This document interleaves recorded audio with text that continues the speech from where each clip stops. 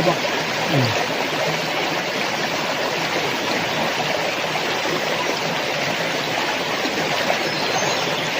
ถ่ายล่าเสียงเสียบผู้เสียบกูพยานเนี่ย คนน้ำมันเหรอ น้ำบนลงนี่เรียกว่าต้องนี้เท่าไหร่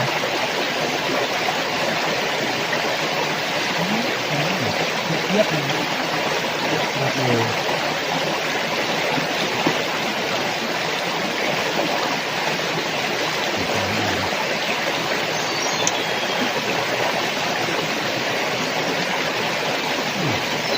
นี่คือประเทศไทยที่ไหนเลย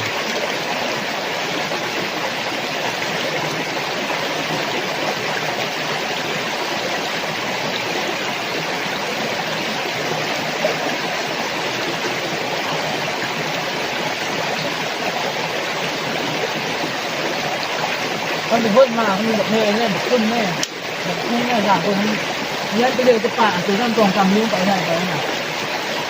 เราจนวันนี้ไปก็บนรถไปคนรถไปมุดป่าแล้วก็มุดป่าห้ามันเป็นกล่องนี้กันเลยมุดป่าทำขึ้นเท่านั้น ยำน้ำเนี่ยมองว่าต้องดูปลาเนาะปลาไปที่ดำเป็นเดือน3 เดือนที่เลยนี่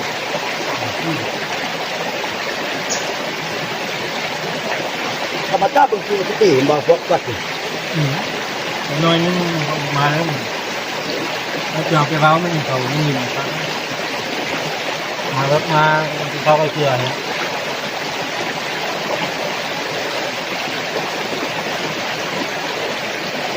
เนี่ย เอาจริง คนเมื่อวันนี้ เนี่ย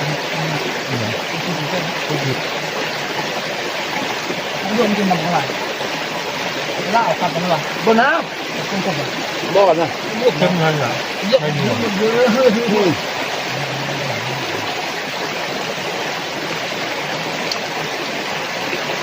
ไอ้ที่หินจะไหนแนวกินเลย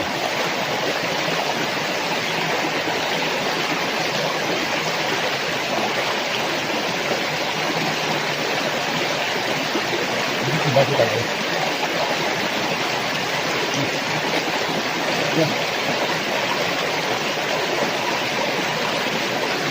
ทำตาแล้วทำตาบ้ากินดีโป๊กเลย